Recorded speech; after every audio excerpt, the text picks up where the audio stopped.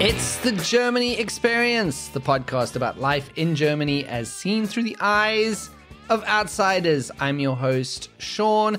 Visit the website, thegermanyexperience.de, or email me if you want to get in touch, info@thegermanyexperience.de. This episode, we're going to be doing a Q&A, and you've sent me your questions, and I'm going to try and answer them as best that I can. But before we get to that, I have some announcements that I want to talk about. And the first one is that I will be doing a live show. I am so excited about this. I can't even tell you how excited I am about this. It is PODFEST Berlin, which is a celebration of podcasts in Berlin, basically. And it's focused on the Berlin community. It's going to be a weekend on the 16th and 17th of July where a lot of podcasts come together. They'll be recording live shows. There'll be seminars and all kinds of things.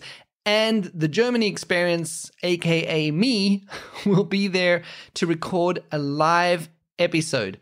I will be recording on Saturday, the 16th of July, 2022 at 4:15 in the afternoon, 16:15 if you're going on 24-hour German clock time like the Germans do. It is very exciting because I will potentially have an audience there. So it will be recorded live in front of an audience. And I am going to be recording an episode about life in Berlin for foreigners, cleverly called the Berlin episode. Now, I've got some very, very exciting guests lined up, and I will announce them next week. But if you'd like to be in the audience to watch or even ask questions of the panel that I'm going to have, or even share your own experiences of Berlin, I would love to have you there. So if you want to join me for a session, I can give you a code for 20% off the ticket price. At the moment, there are weekend or event tickets available, but I've been told that very soon there will be day tickets available for you to purchase. And like I said, get in touch with me, info@thegermanyexperience.de, and I will give you a code that will give you 20% off the ticket price. I'm very excited about this, like I said, and I really, really hope that you will stop by if you do live in Berlin. I think it's going to be a lot of fun to record a live show. It's my first live show in front of people, so that's going to be very interesting. Another announcement is last week, a new online summit for foreigners in Germany was announced. It's called the Welcome to Germany Summit. It's an event that's been created for immigrants, expats, repats, and internationals who want to live in Germany or who are already living in Germany, and various experts who have specialized in working with internationals in Germany will share their expertise and their experiences with you on the 29th of September 2022 between 1 o'clock in the afternoon and 7 o'clock. And guess what? I'm going to be one of the speakers. I am also excited about this. This is a great opportunity for me. I will be talking more in the coming weeks about what my topic is going to be, and you're going to discover a lot more about the summit in the next few weeks.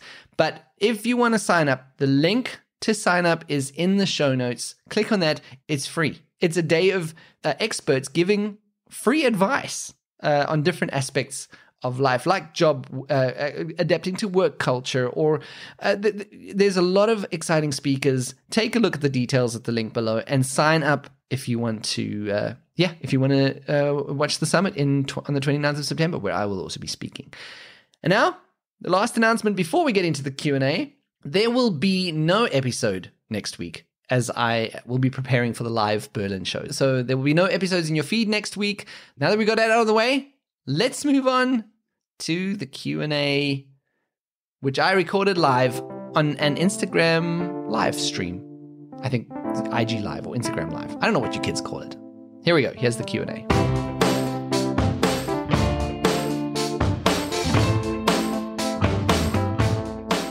Thank you to everyone who asked me a question. And if I don't get to yours, then sorry. But I'm going to try and get to all the questions that I got. So let's get started with the Q&A. The first question that I had was from an Instagram user named Blackstrucks. You people could make these names easier for people, you know that, right? But they asked, can we self-learn B2? So I can't answer this for everyone, so I'll give you my own personal answer about this. No. I mean, I never actually learned up to B2 myself. I started a B1 course like way way many years ago. I started it, never finished it. And last year I was doing the Wunderbar course that I spoke about a few times on the podcast. And that kind of pegged me at a B1 level, but it wasn't specifically a B1 or 2 course. But what I'm trying to say is I never actually specifically learned B1 level German myself. And my answer to this is I think you can self-learn German at an A1 or A2 level, with a caveat that you regularly hear German people speaking, because this is the only way that you can work on your comprehension. And B1, I think you can self-learn if you're living in Germany and immersed in the language. But if you approach it like me, even I was in the country at the time, and if you don't actually go to courses to learn, I would say B1 and then to B2, you can do it. You will learn that level, but you will stagnate somewhere like me, and you would have some terrible habits in your German. So my advice is, yes, do a course. Don't try and self-learn B2. It's probably not a great idea. Then George Coates asked the question, how long did it take you to learn the language, at least understanding people speaking? And I'm not sure I've learned it yet, to be honest. But I can remember still experiencing frustrations after about 3 or 4 years. And I think I only started being more comfortable with German after about 5 years after arriving in Germany, which is a long time. It's a long time to be in Germany. But it's just me. This, of course, is going to be different for everyone, depending on how you learn languages, your flair for it, how much time and effort you put in. And yeah, it could work. And I can tell you that even after being here for 15 years, I still sometimes get lost in conversations or end up in embarrassing situations because I didn't fully understand the language. So yeah, I'm not sure I could say that I've fully learned German yet. Then Aravind 2D asked, have you got a new favorite German word, or are we still stuck on schmarren?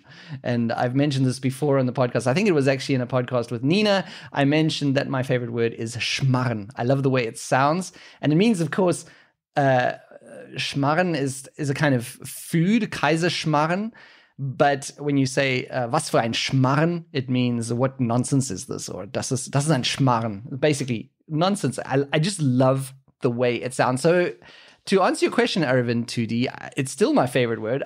Schmarren is still my favorite word. But I've recently taken to the word nichtsdestotrotz. And that means the same as the English nevertheless. And the thing about nichtsdestotrotz is, other than it being kind of difficult to say, is when I do say it in a conversation, it makes me feel like my German is next level. Like it really makes me feel like I'm German, like hardcore German.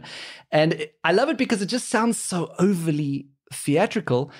But I guess that's also what nevertheless would sound like to non-native English speakers. I guess it's a similar kind of thing. But yeah, nichtsdestotrotz, but still schmarren is my favorite.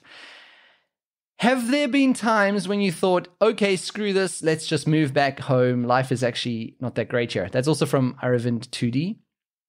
No, not really. I mean, I think there have been times in the past, especially in the beginning when I first got to Germany, where it would have been easier to move back.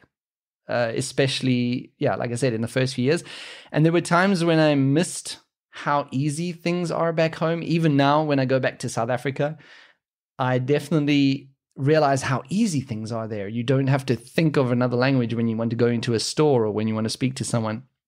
So I can definitely say that. But the reasons to stay in Germany have always outweighed the reasons that might be there for me to leave. For example, the safety and the security here in Germany is incredible compared to what it was in South Africa. And also, I have a son with special needs, and the help that he gets here in Germany for his disabilities, like the quality of the therapists that we have here and just the help that we have for him is massive. And these things outweigh the reasons that I might have, the frustrations that I might have, or the times where I may have thought, maybe I should consider going back. So I would say mostly I have always been fulfilled and happy here in Germany. And I was also lucky to find good jobs along the way, and I was lucky to make a lot of good friends here that made it feel like home from very early on. So yeah, like I said, a lot of luck, and I would say no to your question. That there hasn't really been a point where I thought let's just go home, screw it. So then another person, can't find my way home. Who, by the way, Craig, he was a previous guest on the podcast. And the question that he asked, he's actually pretty well experienced enough to answer himself.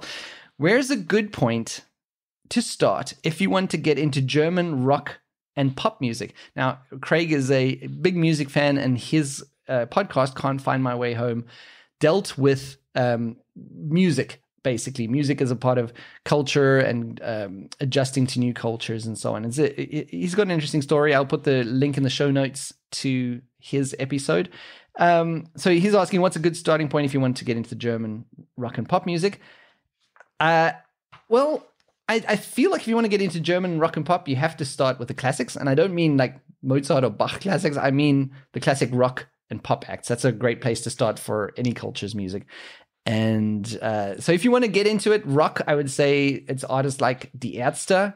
I think they are probably one of the most iconic rock bands in Germany. And another good place to start would be Toten Hosen. And for things like rap and hip-hop, it's Fantastischen Vier.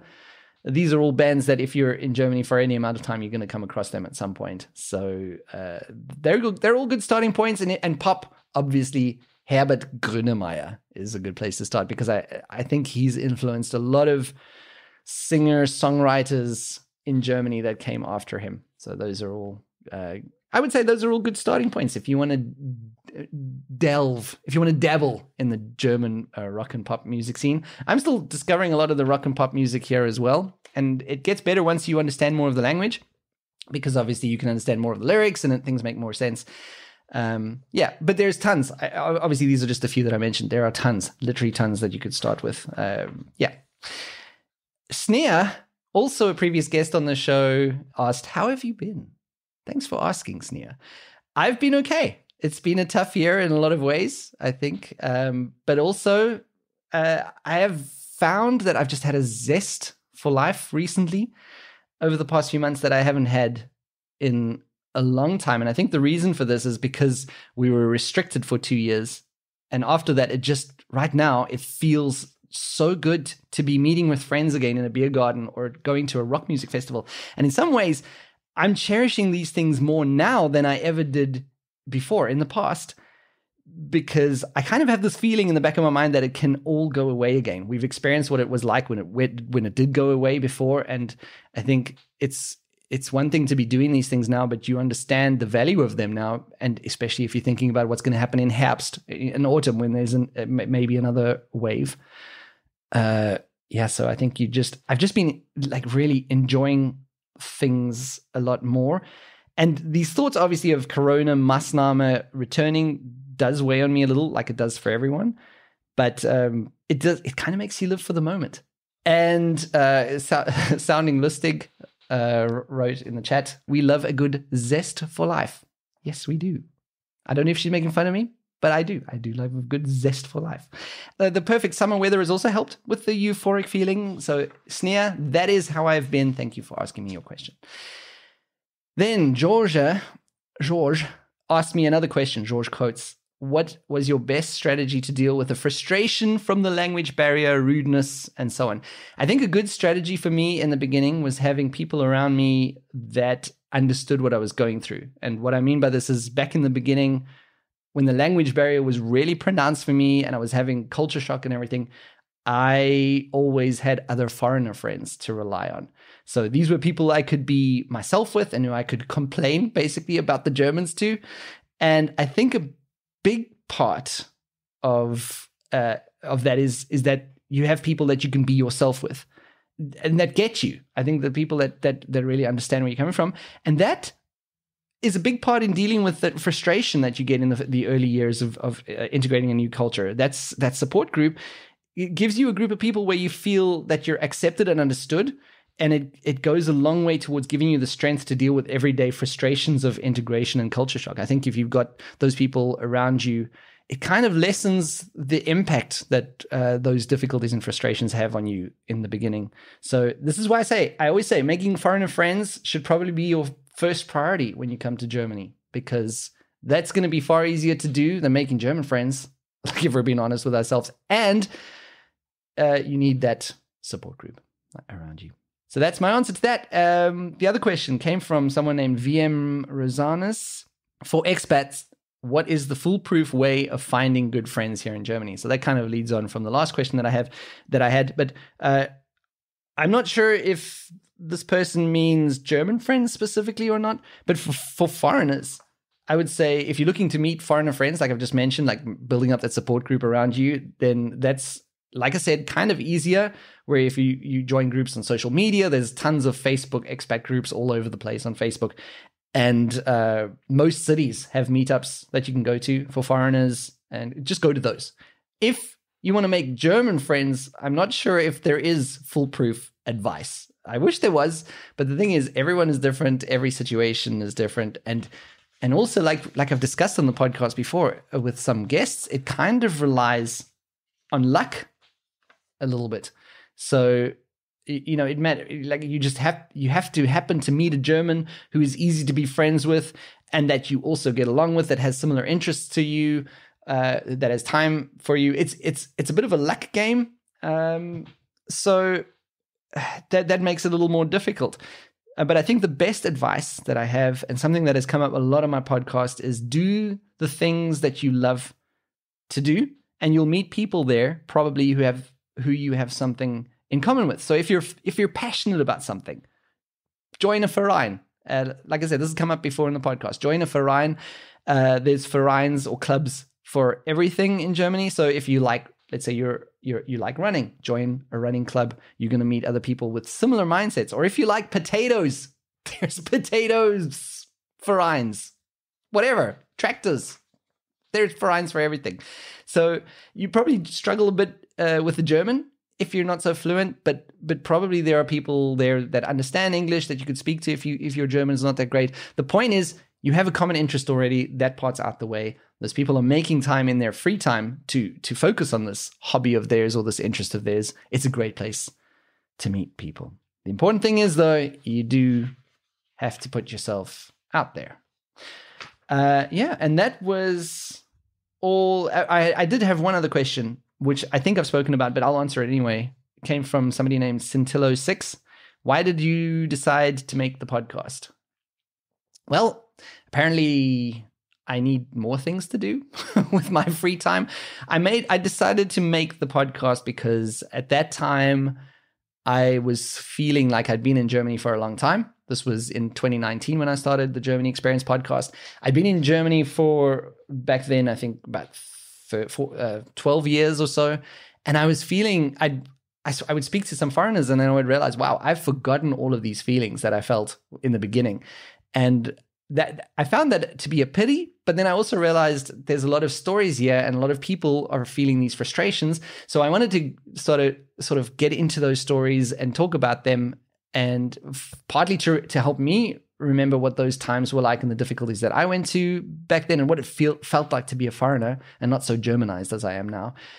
And there was that aspect. And then as I started doing the podcast, I realized a lot of other people enjoyed listening to those stories because they could relate. They realized they weren't the only ones that were feeling these feelings. And also things like you can feel really dumb in Germany because maybe you can't express yourself in the language. People don't understand you. That is a common feeling that a lot of expats feel, or a lot of foreigners in Germany feel. And if you don't realize that, you might think that you're the freak, that you're the one. But it's not. You're not the freak. It's the Germans. But I do love you, Germans. All right, that is it. Thank you for all the people that joined me in the chat. I actually want to see I have a question.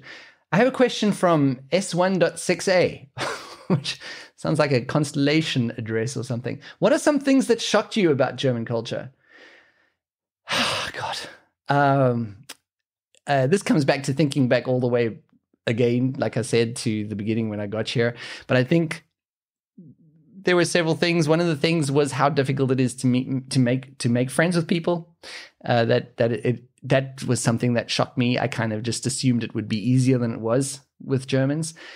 And yeah, there's tons of things. I can't think of any right now. So I've mentioned some on the podcast in the past, and yeah, so you just have to listen to all the episodes of my podcast. But thank you for your questions. Thank you for everyone who joined. That's it. Thanks for listening. Auf Wiederhören.